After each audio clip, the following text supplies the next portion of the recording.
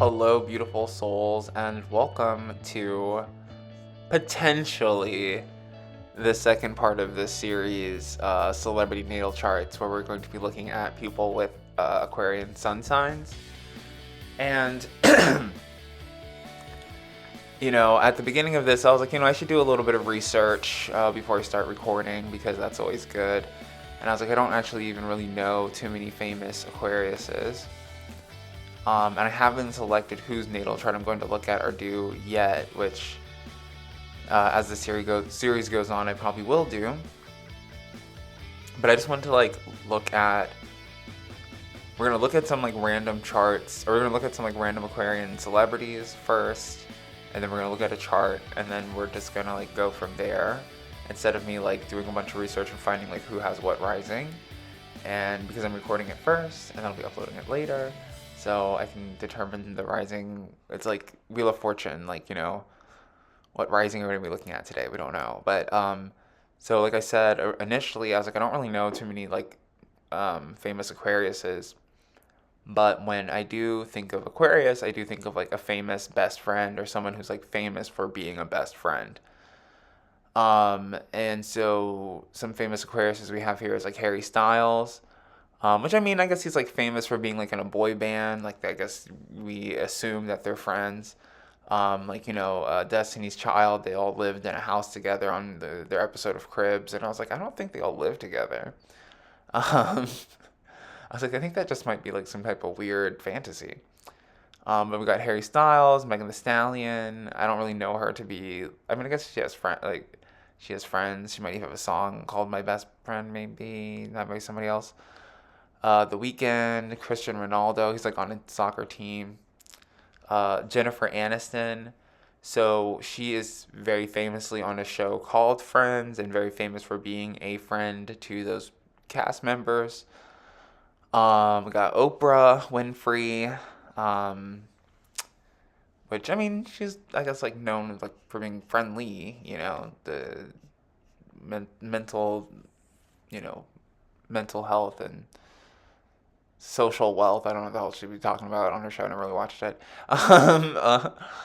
Got Extension, Michael Jordan, Paris Hilton. Paris Hilton had a TV show about acquiring a best friend.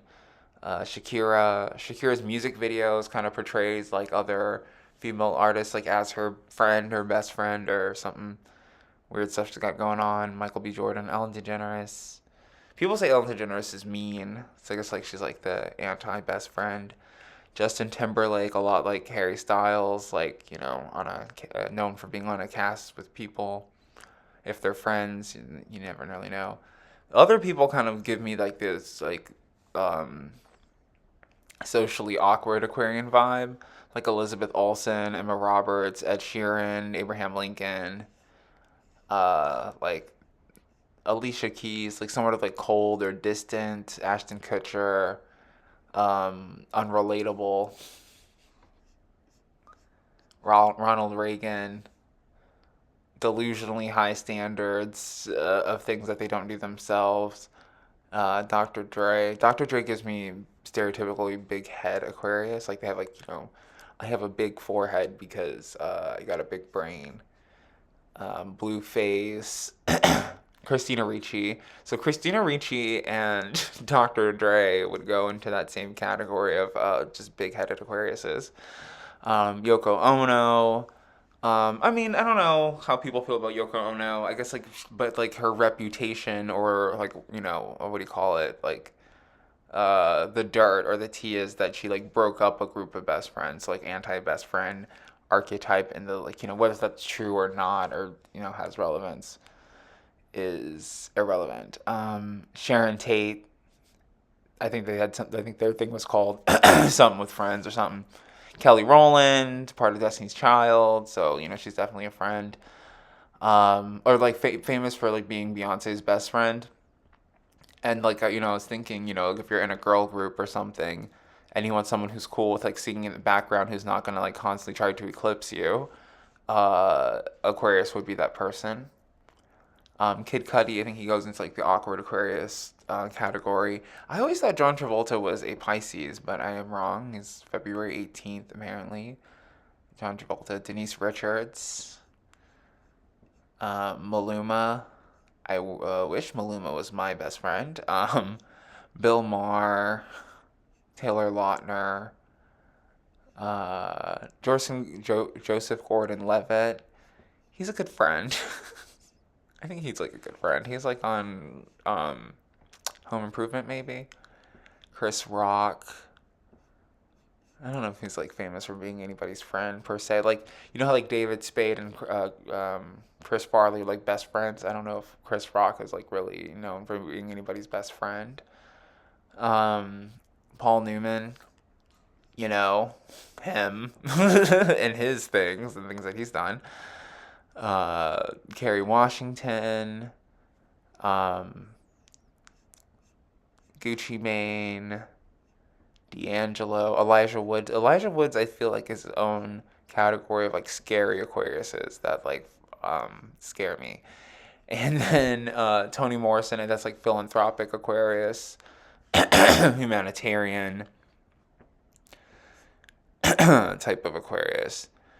And yeah, so I have not looked at any of these people's charts. This is just like me and my learning of famous current celebrities and Aquariuses.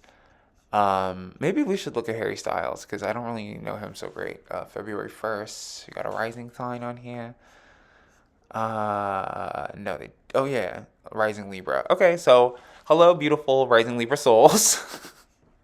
Welcome to the Aquarius rising Libra video featuring Harry Styles, from Redditch, England.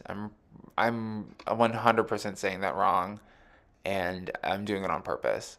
United Kingdom, February 1st, 1994. So he is, what do you call it? 1994. That is, let's look it up. This is the whole point about these natal chart readings. It's like, let's not be ignorant forever. I like totally should know what 1994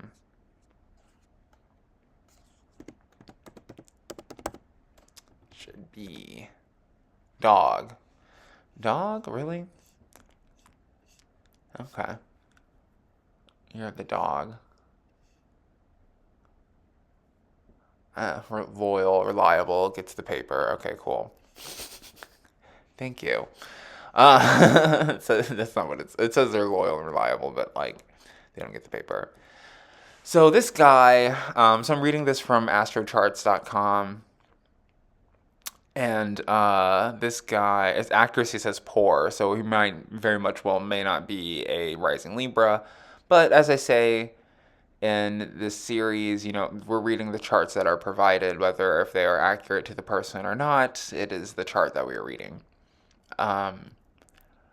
So this guy, Harry Edward Styles, born February 1st, 1994, year of the dog, is an English pop singer and actor. Acts too, I didn't know that. Known as a member of the boy band One Direction, he made his debut as a singer with his band White Eskimo, interesting name, who performed locally in Holmes Chapel, Shire, England in 2010. Styles auditioned as a solo artist for the British television series The X Factor. Their debut single, What Makes You Beautiful, debuted at #1 on the UK singles chart and has since sold over 5 million copies worldwide, making it among one of the best-selling singles of all time. So, when I think about rising Libra, I think about someone who's like indecisive or has a tough time making decisions or choices. Or like rising Libra, Venus in Libra, turquoise in Libra, whatever. It's like someone who has a hard time making their mind up. And as the RuPaul's Drag Race alum Tatiana would say, choices. Like that name, White Eskimo, is like definitely a choice to be a part of, even if it's like a band you're a part of when you're like 12 years old. Definitely, maybe like not the best choice. and maybe that's something that goes on in his life because I don't know, I don't even know like the gossip or teeny bopper news. I mean, I'm sure he's like in his 30s now, so not even really teeny bopper anymore. But he got a rising Libra, got a moon in Libra, a two, I believe, here. So a very difficult time making choices and feel like knowing how he feels about things. Like I think that when he experiences emotions, it's always like sort of like two at a time. So it's like I'm sad and angry. I'm happy but frustrated. Just like there's like always a lot of like pushback to whatever feeling he's experiencing. But he also is like very Aquarian because you got three planets in Aquarius. Got Mercury, Venus, and Mars, all in Aquarius. So Mercury in Aquarius, Venus and Mars in Aquarius. Mercury in Aquarius talks about like speaking difficulties. So maybe the way that he got into speaking and acting is perhaps prior to this, he had difficulty speaking. Maybe it stems from like having an accent, being from Worcestershire, England, or wherever he's from. So maybe that's something he was trying to break through and then you know go forth. Venus in Aquarius is something I'm very familiar with. It's somebody who's like in love with their friends and like has long time needs like long standing awkwardness to fall in love with people with that generally that he would categorize like as their friend. So probably even like marry somebody else but be in love with somebody else. The Venus and Mars Aquarius, especially, I feel is like the same fault as like the Moon Aquarius, where it's just like, I'll never tell you I love you. They'll get married to somebody they don't like, and have like someone that like I said, like they love on the other end, and they're very awkward about it, uncomfortable. Like love and affection brings them a lot of discomfort. Physical touch probably brings them a lot of discomfort. Physical activity probably brings them a lot of discomfort. Like he probably doesn't like to work out very much. Mars and Aquarius, or binge works out for like 3 years, stops for another like five, and like up and down. Um, yeah. So those are those planets. But in his first house, he has, like I said, the moon. So then also his emotions have a lot to do with his self esteem, which could be something that could be like very productive to not to focus on all the like negative things of like the Libra, like oh are all indecisive, and get into racist named bands in your adolescence.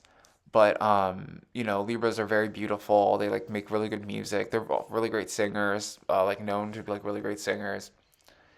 And he is in One Direction. And in his second house, this is where we actually see Jupiter that he has in Scorpio. Where he also has Pluto and his North Node, all in Scorpio. Um, so the second house is a house of what I believe to be like priorities, your finances, resources. If you are a cow farmer, this is where your cows would be. With Jupiter and Scorpio, it's like he gets his best luck from being able to change. 13 degrees into Scorpio too. Being able to change and to be like fluid and to be himself. So he probably would not have prospered very well in like the corporate world, which is something that maybe he might think about, like, oh, if I would have taken this, very Scorpio, like if I would have taken this career path or prioritized this or had this as a priority, I'd be here or this or there. But I think he's like on this like Jupiterian path of like kind of always being in the right place. And as a Sun Aquarius and kind of being like the fool, which I always say the fool is sort of like a baby walking through a construction site. So he could have been like in very, I guess as we start talking about his third house in Sagittarius, which is Sagittarius is like the sign of the like leprechaun and like a lucky person. Which I guess like well, reading the first three houses, like he's very lucky. With Pluto here and Scorpio and Jupiter, it's like he's had a lot of like death-defying moments, like I could have died, and then survived um, situations. And he probably talks about it a lot. I think like the third house, I think he talks. I don't like 'cause, I don't know. I don't watch like I don't know any YouTube clips. I'll probably search some after this. But he might be even someone that says that he's like, oh, I'm very lucky. I'm a very lucky person. And his luck, focusing on his luck. So I don't know. Maybe even like wearing some type of like lucky charms or amulets or rings or whatever should be his biggest priority, and like spiritual stuff like Scorpio, getting tarot readings and paying attention to the stars should be a great priority for him because it'll help him out financially. And then I guess like talking to people, I don't know, like such a like third house in Sagittarius, I'm like, I don't know, talking to people about gambling, talking about being lucky. That's what he does.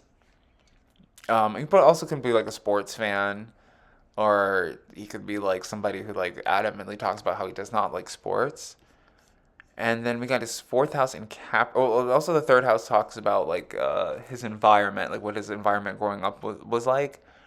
So he could have grown up like in a very competitive environment where there's a lot of competition between him and other people. I mean, especially like I said, like being in a boy band. Um, and maybe I mean I guess I tell you Reddit. I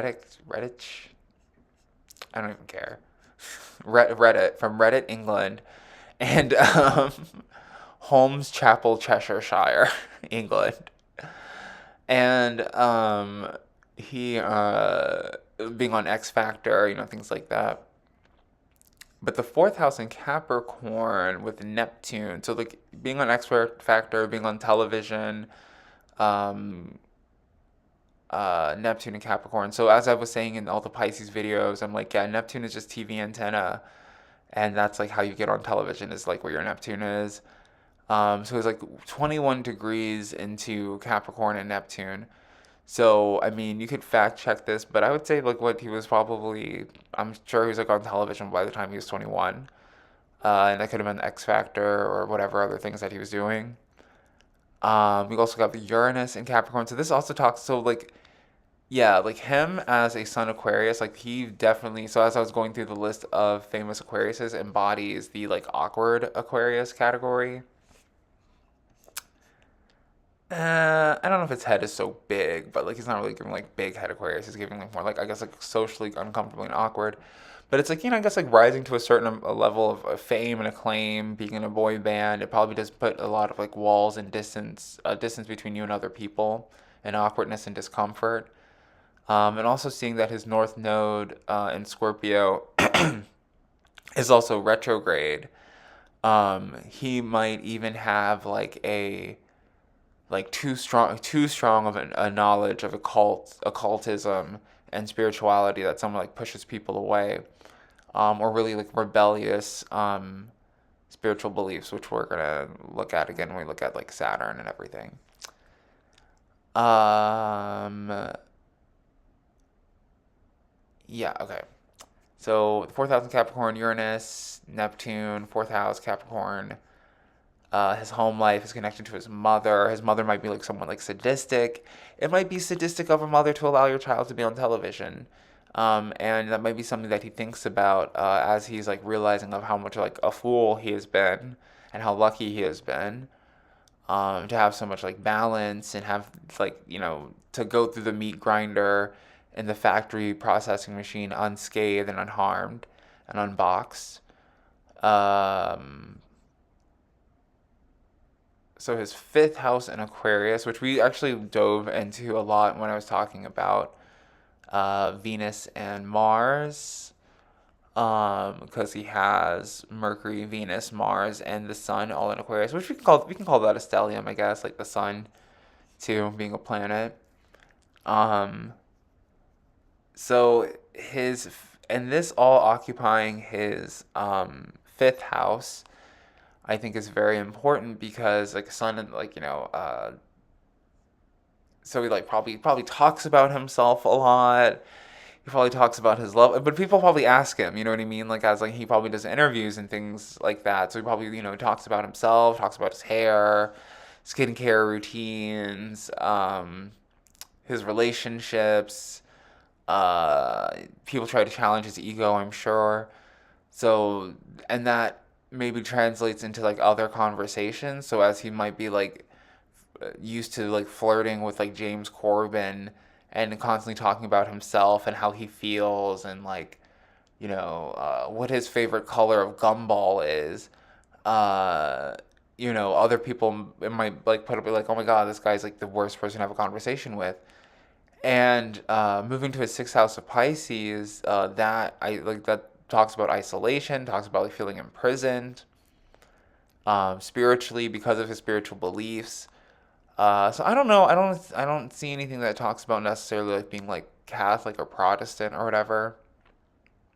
But it's like this fear of being imprisoned for your spiritual beliefs. So maybe, like I said, like he has some really like rebellious spiritual beliefs that have to do with like Kronos and Pisces, uh, or like the prison system or like people being imprisoned. I guess like being English, something I don't know. Like maybe he might.